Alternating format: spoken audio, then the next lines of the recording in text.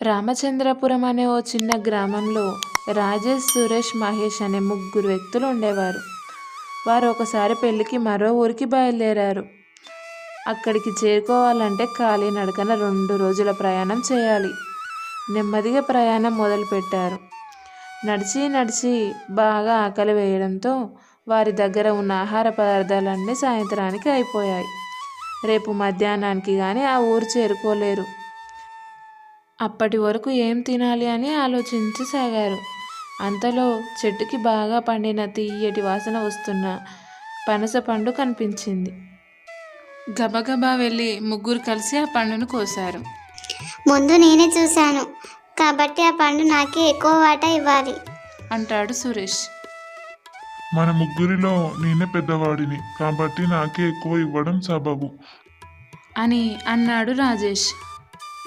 ఇద్దరు వాదించుకోవడం మొదలుపెట్టి మాట పెరిగి తన్నుకోవడం వరకు వచ్చింది.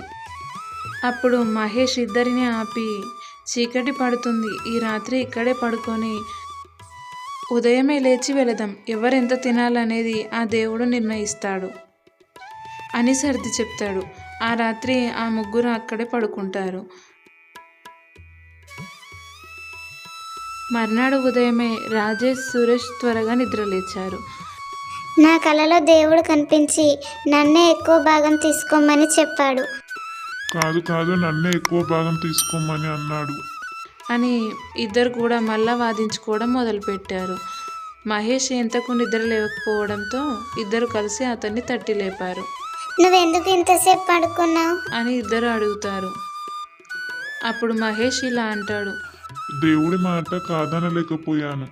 రాత్రి నా కళ్ళలో కనిపించి మొత్తం నన్నే తినమన్నాడు.